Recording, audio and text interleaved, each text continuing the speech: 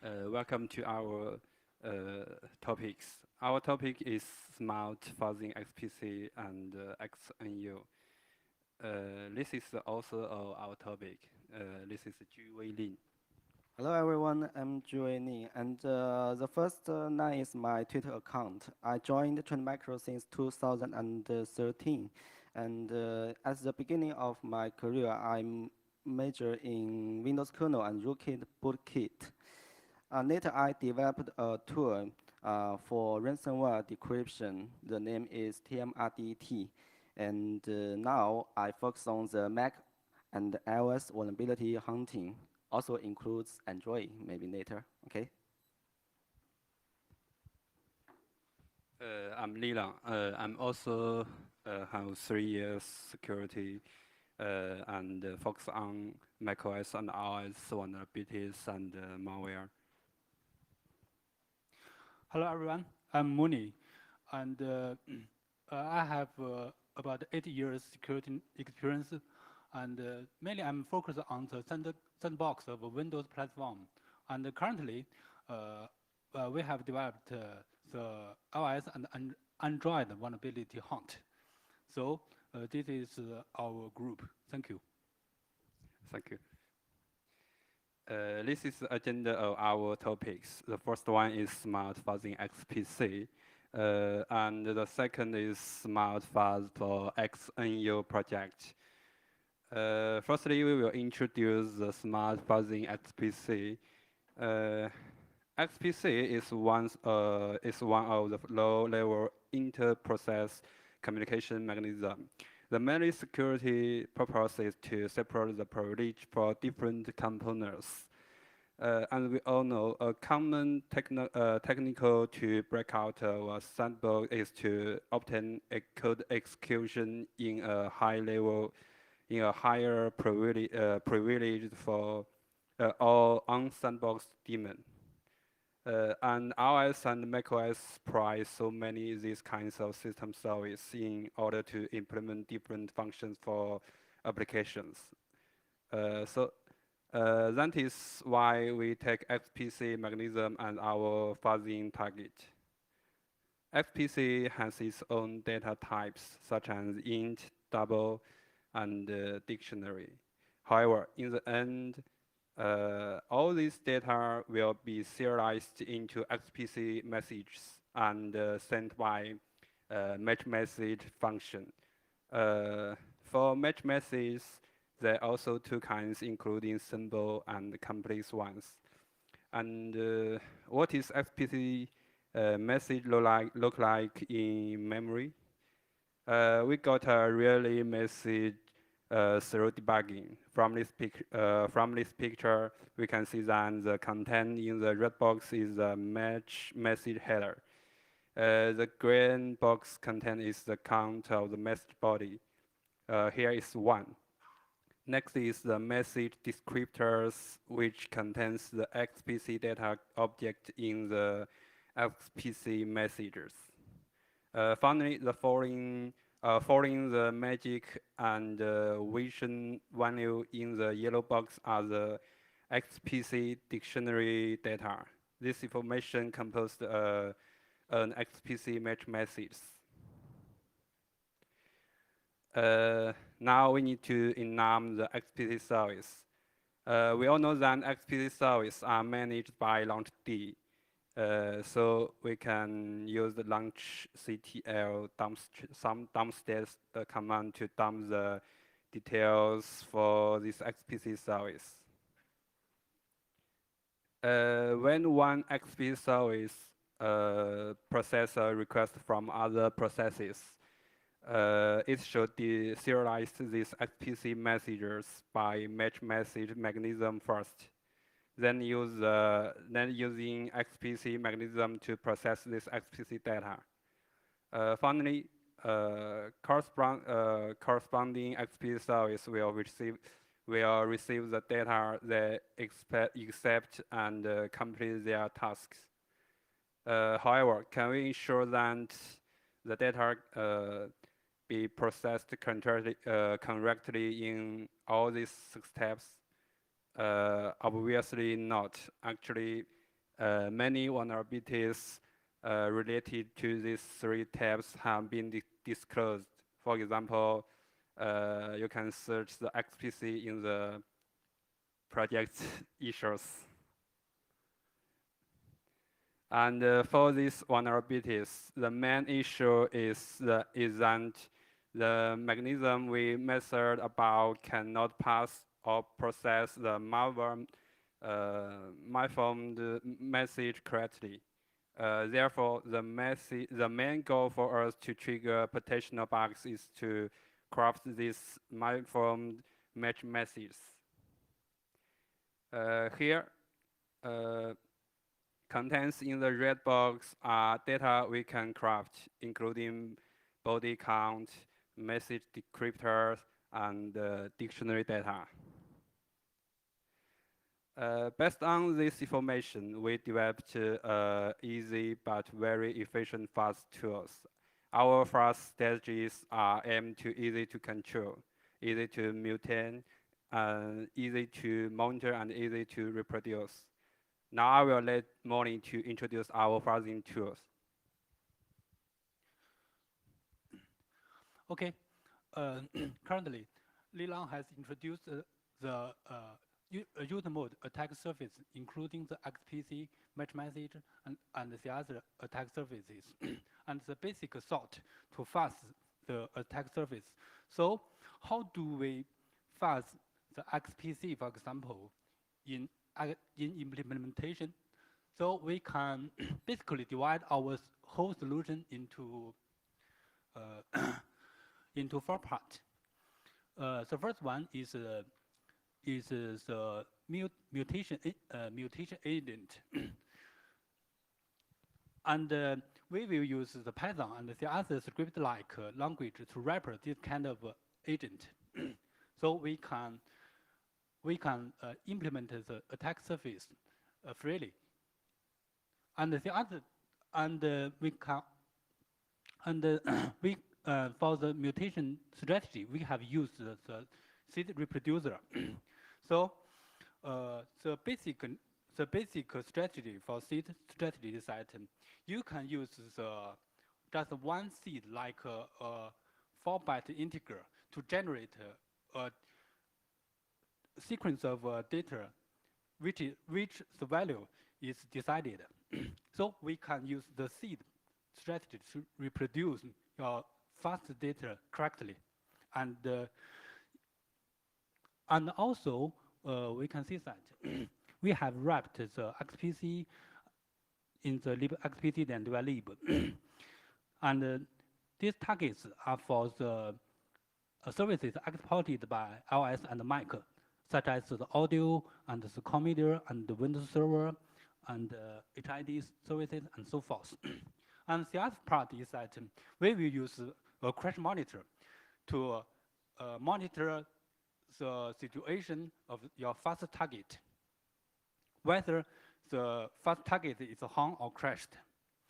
And whenever the target is crashed or hung, we can get the crash log and the basic seed from the fuzzing.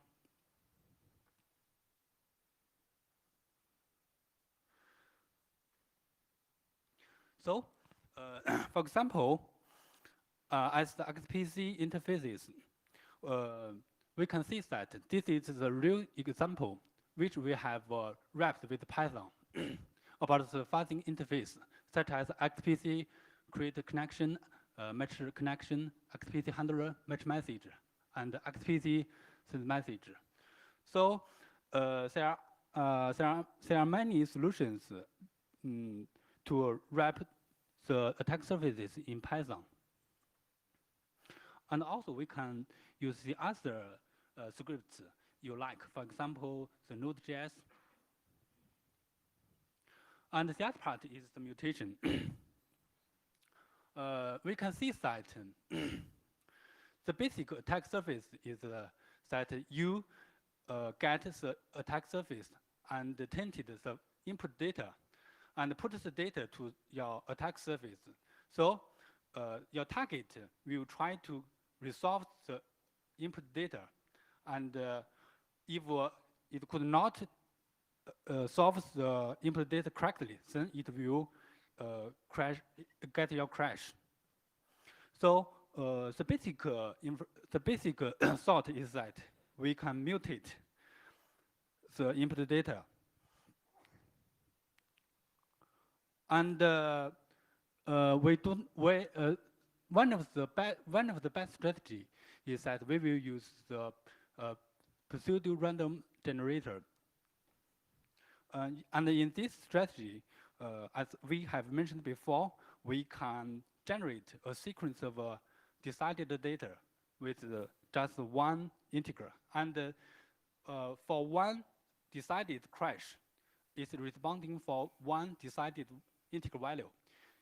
And you can use the decided integer value to reproduce the sequence of input data to get the correct data.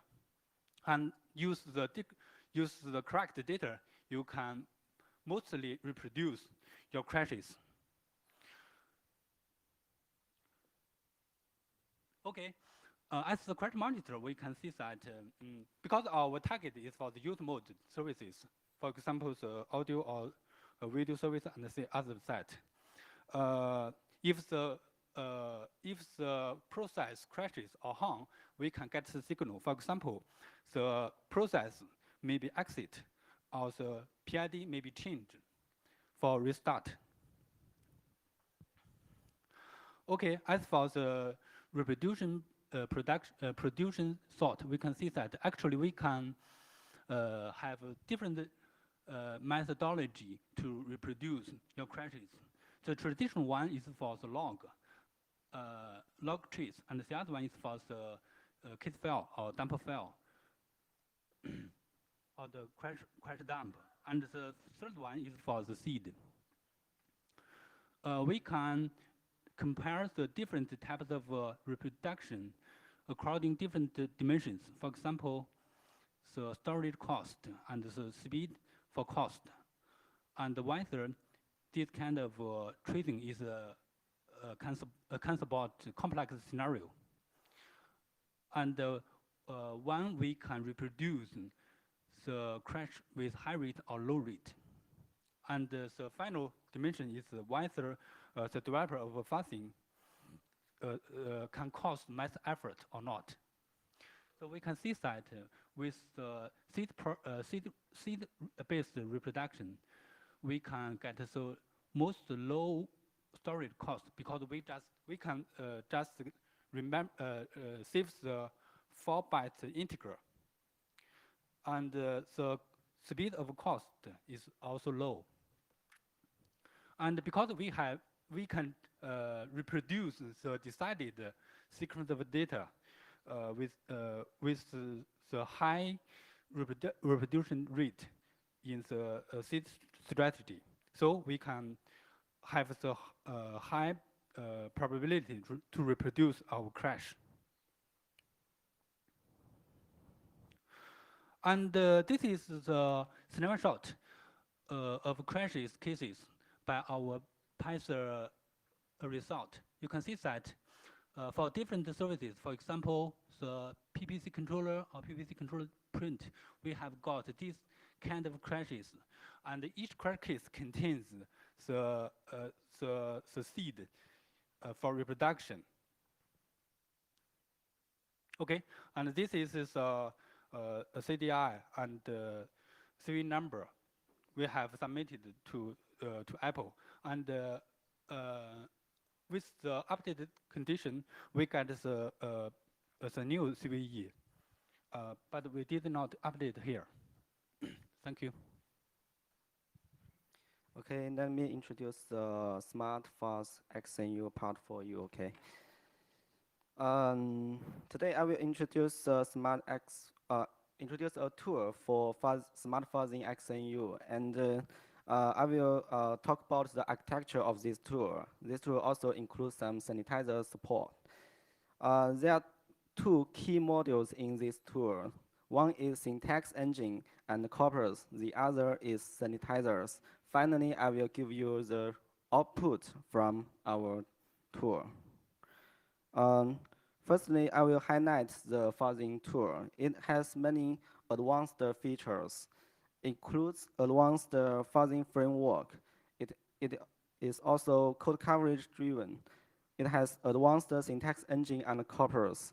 It has sanitizer support in kernel, and it also give very high quality outputs. Okay. Uh, Let me talk about the origin of this tool. If you know Google Syscaller, you may know that Syscaller already meets all the features I mentioned in the previous slide, but it don't support macOS and iOS CHINU. So what I did is just port the Google Syscaller to support macOS XNU. During the port, there are three main challenges for me. The first one is Apple XNU doesn't support code coverage, and there's no existing corpus for XNU. If you have a look at Syscaller, it has many corpus. For example, corpus for Linux, for Android, for Fuchsia, even for FreeBSD, but there's no corpus for XNU. Also, in Apple XNU, there's no very good sanitizers. I will explain this later in details. Okay. In order to let Syscaller run on macOS, we need to do two parts work. The first part is further. We need to add the corpus API patterns. Actually, I developed more than 500 API patterns for this tool. And I prefer to use VM Fusion, VMware Workstation. So I also add support for VM Fusion. And there's no existing macOS executor, so I developed the executor for this tool. Another part for XNU, since it doesn't support code coverage, so I developed the code coverage module in XNU, and also add kernel memory sanitizer in XNU, which doesn't exist. And I also enable kernel address sanitizer. KSON kernel address sanitizer is included in XNU source code.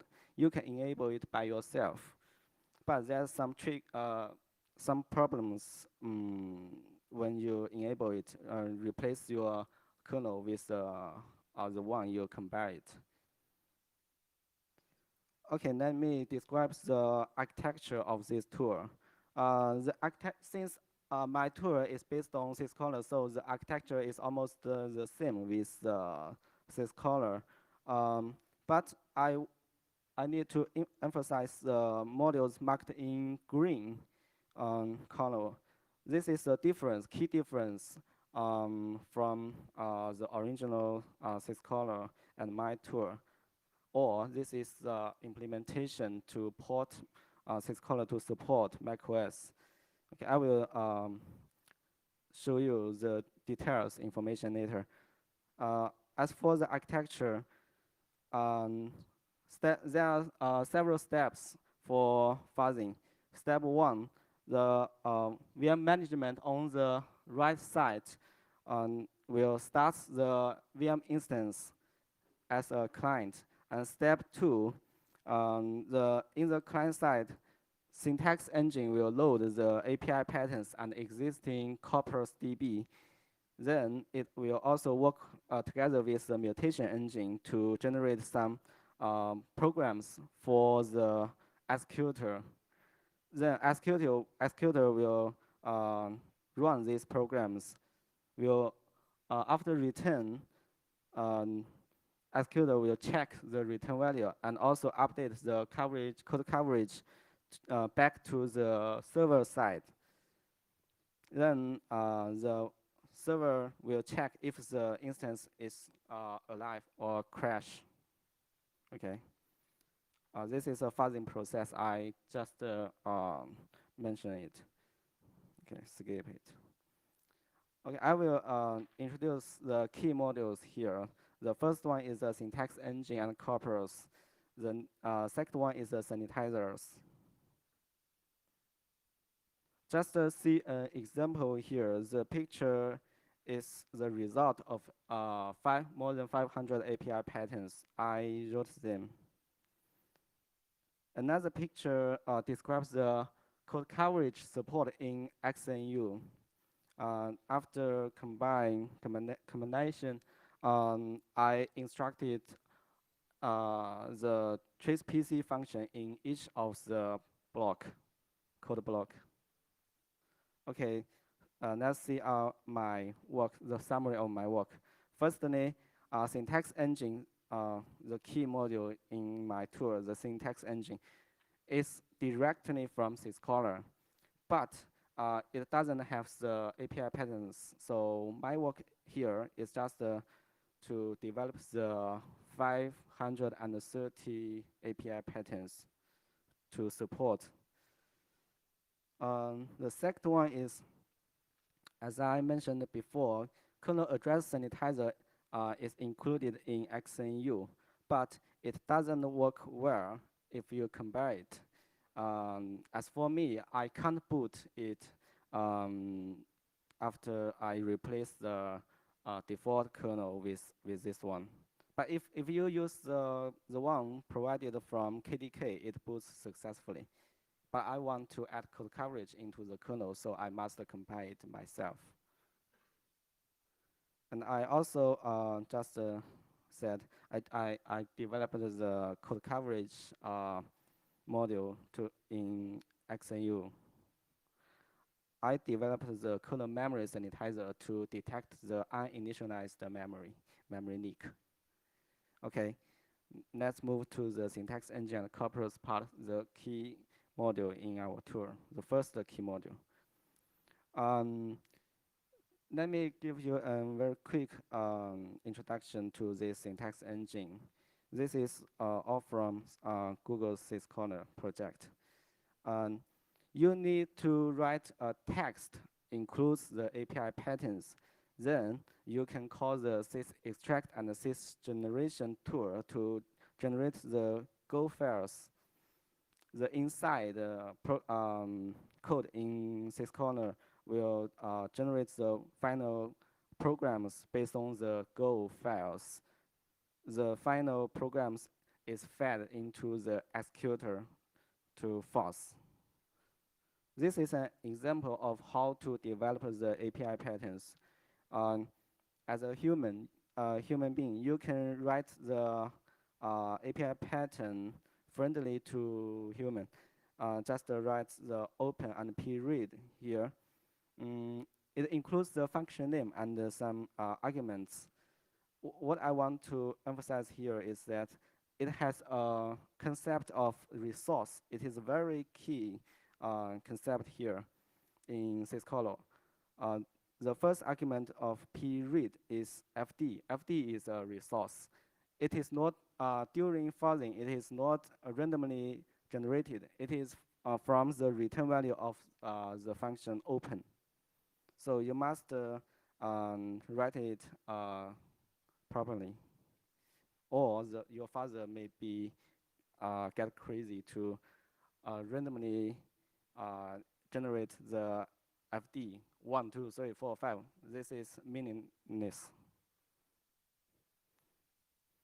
Okay, this is an example of the result of the previous two functions written in text.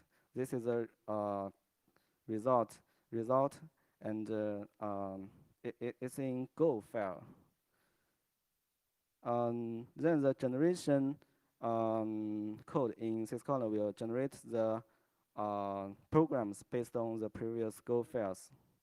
This is the program which is actually executed by the Mac OS executor. Okay. Executors will consume the programs to fuzz.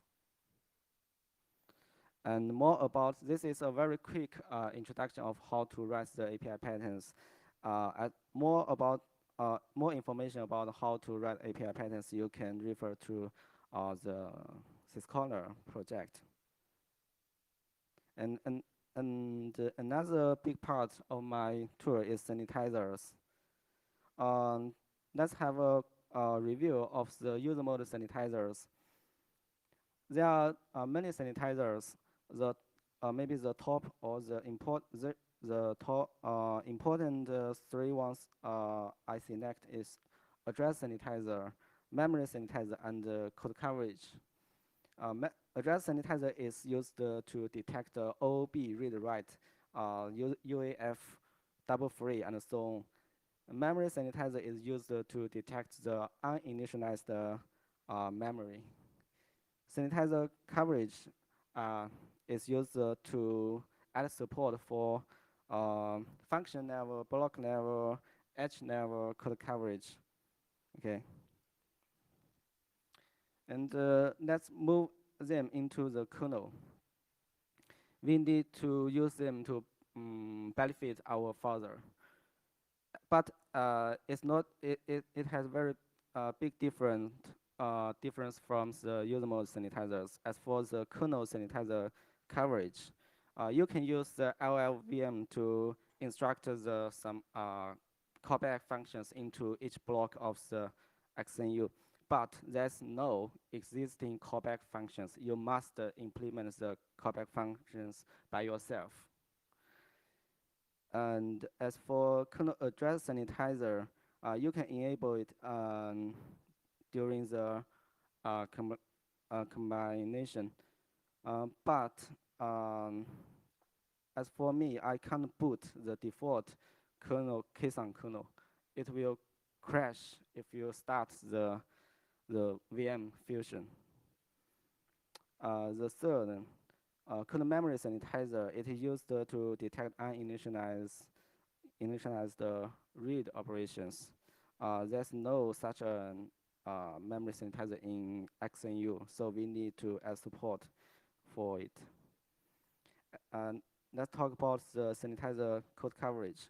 We need to develop such a module in XNU to support the sanitizer callback function. And we also need to read the result, the code coverage data back to our user mode further. This is how I implement the callback function. The name is sanitizer cover trace PC. I implemented and there are some limitations. Currently, it just supports single thread mode, and I reuse the task T structure. I add some structure which is needed by the code coverage module into task T structure. This is a result. After I add the module into XNU and combine it, the binary, you can see it from IDA. It looks like this. I added every sanitizer trace PC function into every blocks. Each block has a sanitizer trace PC, so we can get the code coverage. This is an example of I run the tour. You can see the cover column, the code coverage rate increase. And I also get a lot of the crashes, and the number here is 0. Kernel address sanitizer. As I said just now, the latest XNU has KSON support. KDK now provides the kernel KSON, which works very well. But if you want to add some codes into the XNU, such as the code coverage codes, you must combine it by yourself. But after combination, I can't boot my VM Fusion. Next, I will introduce the kernel memory sanitizer for you. It consists of God pages, shared memory, and operations.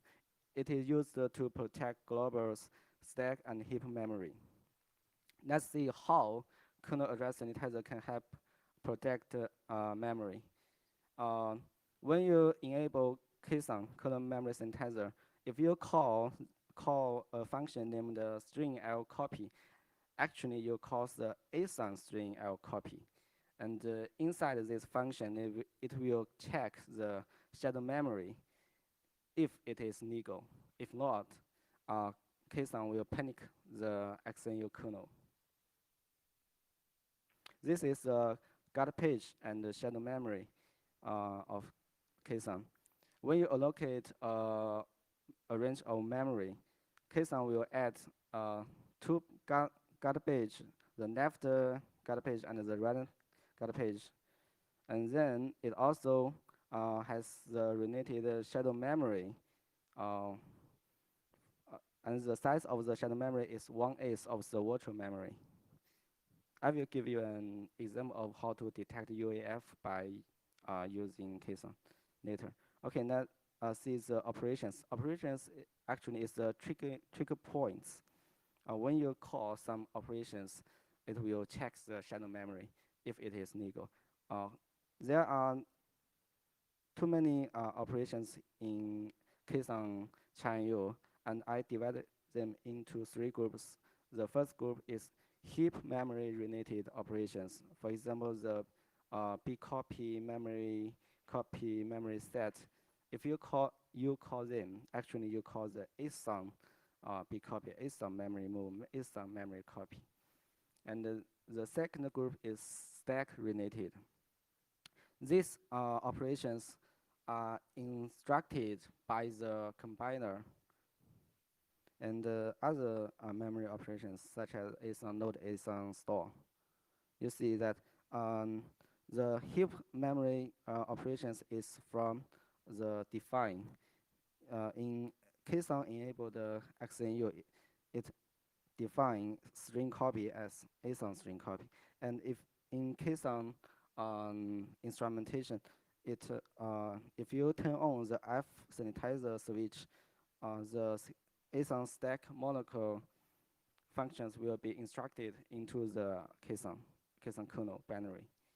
Okay, and there are also some other calls which is built in XNU source code. This is an example of how KSON help you detect UAF when you allocate a new memory and the memory is aligned with it. The shadow memory, the related shadow memory, is marked as value 0. And when this memory is freed, the related shadow memory becomes some negative values such as FF, FD, FE, FF, other values. This means this is illegal now. And then if you access it, such as use the after free, you use it, the operation will check if the value is negative, is illegal. If it is such as FF, it is illegal, then it will panic the kernel. Next is kernel's memory sanitizer. This is very simple. It is just used to detect uninitialized memory read. We just worked on how to initialize all the uninitialized memory allocated in kernel, such as k-allocate block. See, this is a very simple exam. Just add some memset function into the XNU source code to memset all the memory into DE. And this is an example of my further that it detects some uninitialized heap nick. Since I add a new syscall into XNU, the name is panic or report, and it detects that calls some after calling some API, the API returns some continuous DE bytes, and it will call the panic or report function to panic the kernel. Then I got the panic log just review it, I got this 0-day. Okay, just let's see conclusion here. Smart XNU fuzzer consists of syntax engine, also includes the API patterns, and the sanitizers, the code coverage, the kernel address sanitizer, and the kernel memory sanitizer. Okay. Okay, let's see the output. I just list some ZDI cases here, and which most of them are not fixed by Apple. So I can't give the detailed information here. But after Apple fixed them, I can show you the detailed information as soon as possible maybe in my Twitter account or somewhere else. Okay. And also this is another cases. I also use this tool to detect more than 20 cases which are of type assert failure or long-point dereferences. As you may know, Apple now doesn't recognize these kind of cases as vulnerabilities, but I still plan to submit them to Apple, and will give the details after Apple fixed them.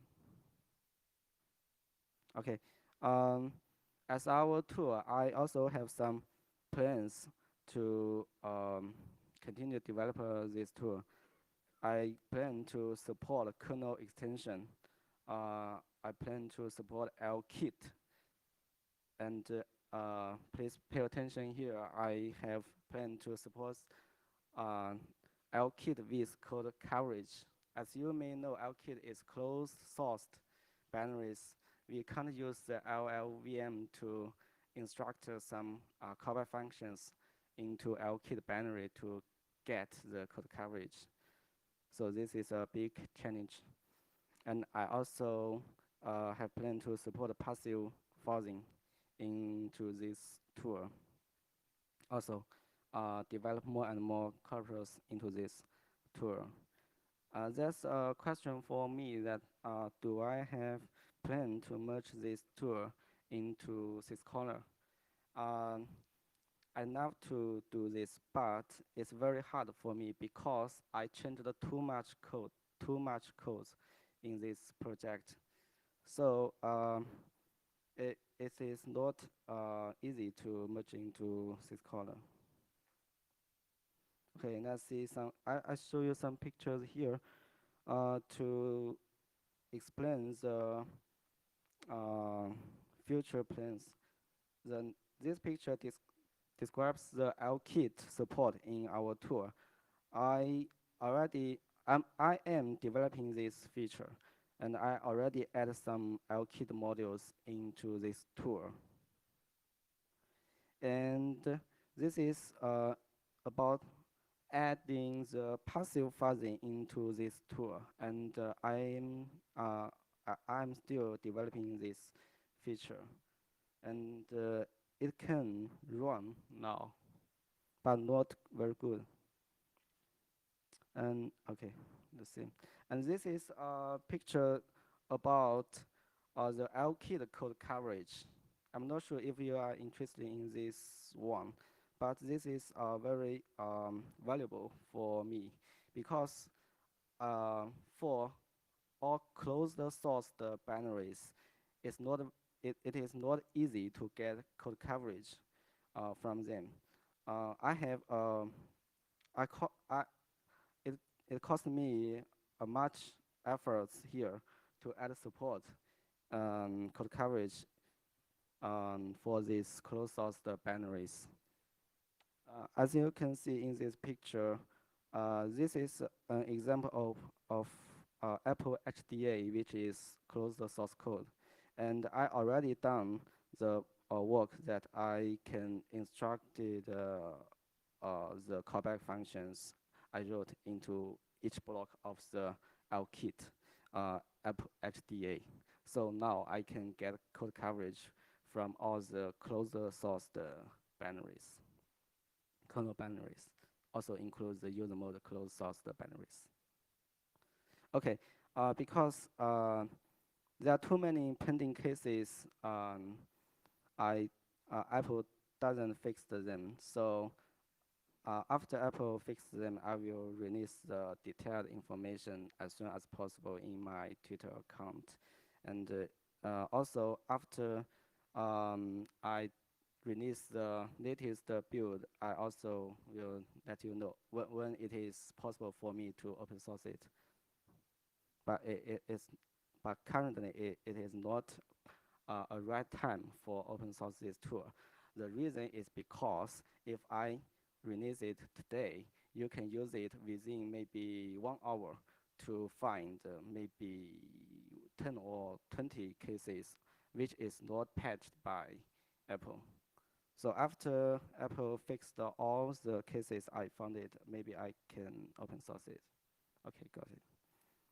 And acknowledgement, as you know, from the first slide to the end slide, I mentioned too many times of the Google syscaller.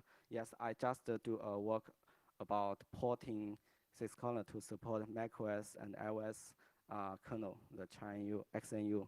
So big thanks to Google Project syscaller. Okay, all for me, thanks. And